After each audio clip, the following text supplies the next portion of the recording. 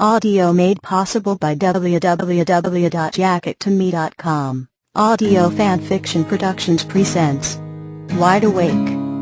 Fanfiction written by Angskata003. Fanfiction inspired by the Twilight Saga written by Stephanie Meyer. Chapter 42. Strawberry Standstills. Carlisle's point of view. I met with Esme in our usual location that evening, the leather-padded booth of the hotel lounge in Port Angeles that we commonly frequented on our past trysts.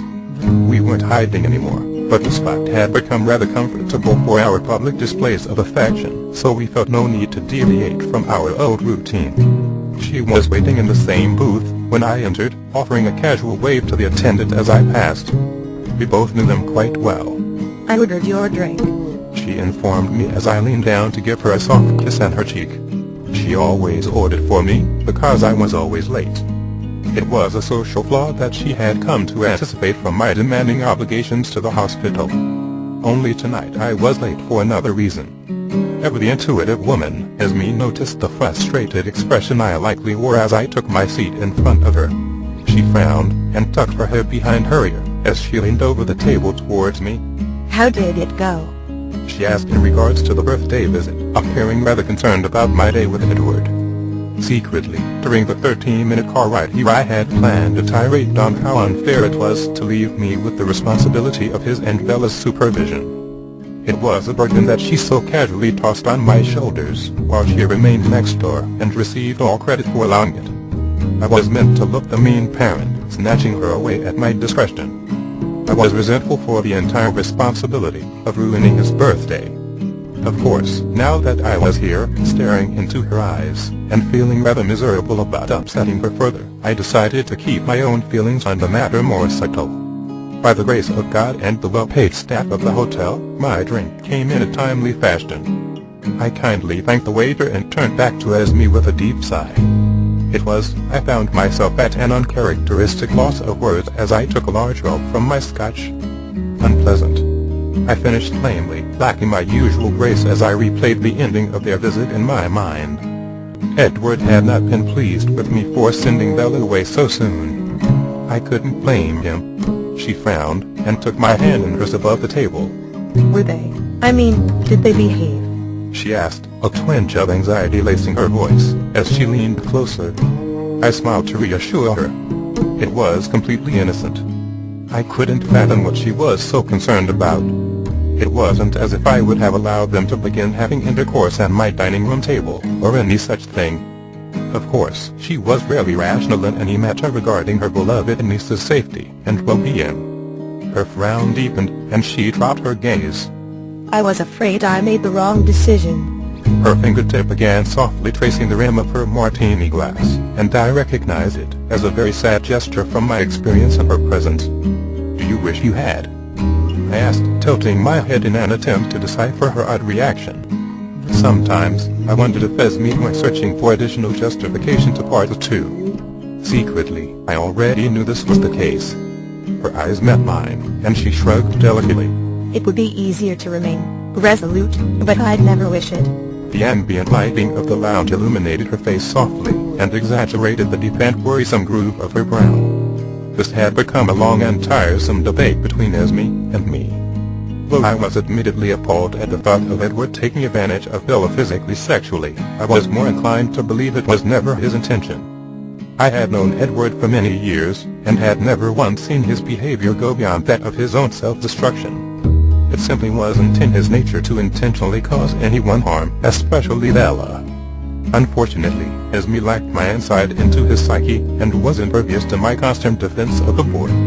I felt undeniably torn between the two, and my time with Esme grew tainted and bitter with the constant disagreement.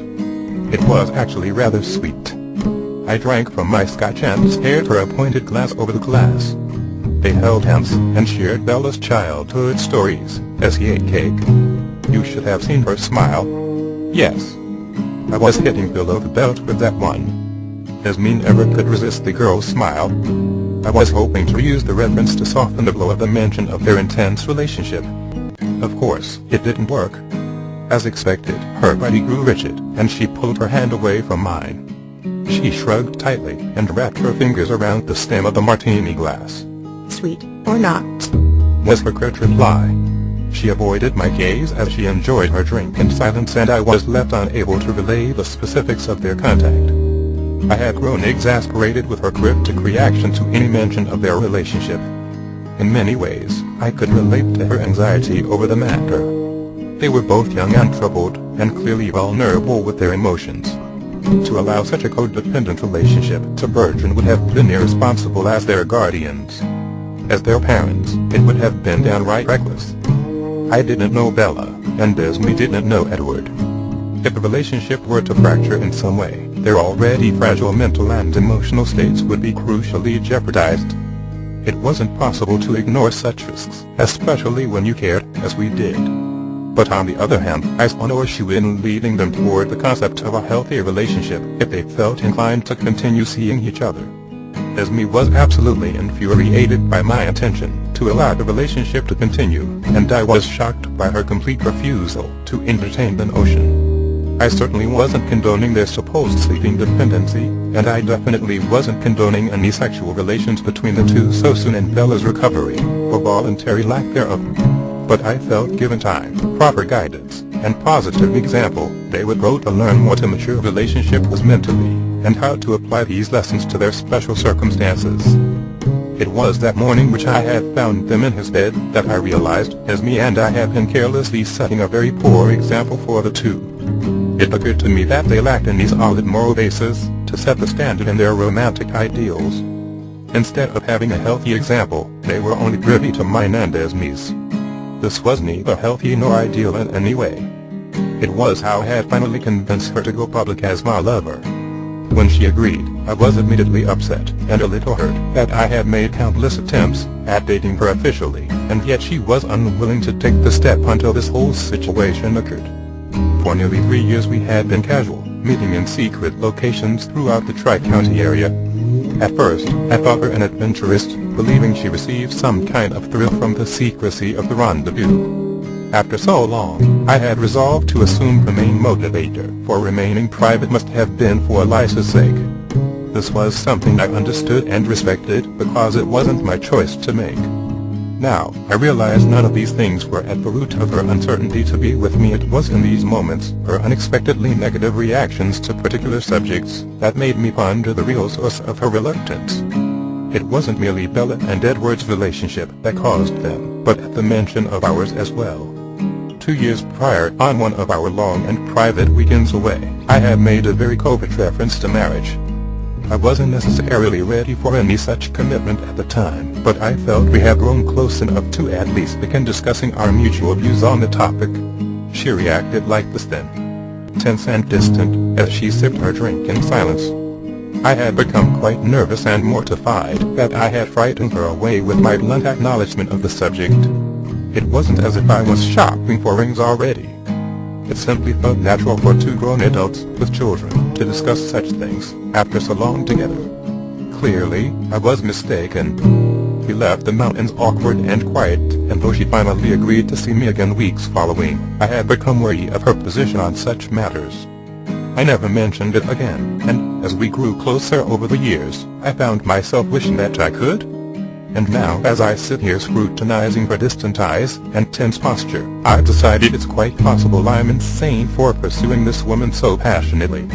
The restrictions forced upon our romantic limitations had always been at Esme's sole discretion, and my own opinions and feelings were never taken into consideration. I had far too many obligations to my own family and emotional well-being to continue subjecting myself to such an unstable, hot and cold attitude. The more I drank my scotch in silence, the more bitter and resentful I grew towards her. Just as with Edward, Esme perplexed me with her odd behavior and defensive gestures, while I simply waited patiently for some explanation to calm my fears. And just like Edward, she never once offered me any, opting instead to keep me at arm's length. Close enough to want more, yet too distant to ever believe it was achievable. The progress we had made by going public wasn't for the benefit of our romantic relationship at all. In fact, if I were being truly honest with myself, I'd admit that I pushed her into the logic with a rather unnecessary amount of effort. 3 years I had been waiting for her to open her eyes and realize what she was missing. 3 years I had spent spurning the advances of women, honestly believing that Esme and I were somehow destined for one another. 3 years I had spent waiting like a dog at her feet. She remained tense and refused to meet my gaze as I pursed my lips and grew irritated at her refusal to consider my own opinions on the matters of our relationships. The Scotch and cheesy ambient lounge, which she had chosen, suddenly made my stomach churn. It had become quite a pattern with me to allow people to take advantage of my patient nature to the point of abuse. Esme and Edward both had a habit of constantly taking, and never offering a fraction of themselves to me, but even though I was bound to Edward by obligation, I was bound to Esme in no way whatsoever. I pored over these thoughts for nearly an hour in silence as I drank and my frustration grew. I thanked God for the bravery of inebriation as I eventually stared into my vacant glass, because the lack of clarity made me realize it felt oddly freeing to imagine myself finally liberated from one of these emotional burdens. I rose from the booth, disregarding Esme's suspicious gaze as I pulled out a stack of bills and tossed them on the table haphazardly. I believe I've had my fill, Esme. And by the way I spoke and smiled sadly at her, I had made it rather obvious I wasn't referring to the $30 Scotch, and it wasn't a cue to head upstairs to room 481, as it would have been on any other night. My smile was good riddance, and I took a shameful amount of pleasure in her alarmed expression as I turned on my heel and exited the lounge. $30, and one painfully cryptic woman like her. She didn't even attempt to stop me, and I went to bed that night much like I did every night. Slightly intoxicated, still clothed, and lying completely alone in my unnecessarily large four-poster designer bed. It was cherry maple of the finest craftsmanship. Esme picked it out herself, misleading me to expect her to use it with me. My side, the left, had a deep indentation in the form of my body. The right side, reserved for her, remained untouched and cold. I rolled over onto my side with a sigh, but something in my pocket shifted, pressing painfully into my thigh. I rolled back over, fishing in my pocket for the offending item as my finger touched the cold metallic disc. I pulled it out, holding it closely before my face, to inspect it, even though I already knew what it was and why I was keeping it. The scant light the window provided reflected in the smooth silver disc and intensified the embossed design with deep shadows. The Cullen family crest rose elegantly from the surface as I rubbed the Lone C initial between my thumb and forefinger. It was my family seal. Mine was set in a pendant that I rarely wore anymore, but always kept. I had a ring made for him when he turned 15, which much to my surprise, he often wore. But I had something different made for Edward. It wasn't jewelry. It was just a simple disc. At the time I had it made, I didn't want to give him a ring, because I noticed he already wore one. Though he never specifically mentioned this unassuming bronze ring, I assumed it was a gift from Bella. And since I had no desire in turning the boy into Liberace, I strayed from the concept of adding another. He didn't strike me as the necklace type, and I couldn't imagine him ever finding a purpose for cufflinks or a flashy belt buckle. The disc seemed simplistic and non-committal. In the future, he could have it set in whichever way he pleased. I just needed him to have it. After our argument, the night he thoroughly destroyed my chessboard, I had felt rather awful for being so intrusive and pushing him away. I had been encouraging him to relay something, anything, specific to his childhood or what he felt comfortable relaying to Bella rather than me. Honestly, how could I ever guide him if I knew nothing of his past to base his ambitions on? I couldn't exactly say why I needed the information, but I used the excuse of personal research as justification at the time. It was probably a lie. It was foolish to persist, but I did nonetheless, because, like Esme, my emotions drove my actions. Secretly, it was a familiar need for him to fall into the same comfortable niche as Emmett. Emmett introduced me as his father, and allowed me to introduce him as my son. It was never questioned, just a fact. Edward introduced me as Carlisle Cullen, and I introduced him as Edward. It bothered me to say the least, but I had always been too afraid of inviting trouble to change the dynamic. It was his choice, and he had taken my name, after all. And that evening as I stood in the middle of my quiet study, and picked up the scattered chess pieces, I allowed the thought to dull the hurt his outburst had caused. Edward is a Cullen. Whether or not he gave it the same significance as everyone else was of no consequence.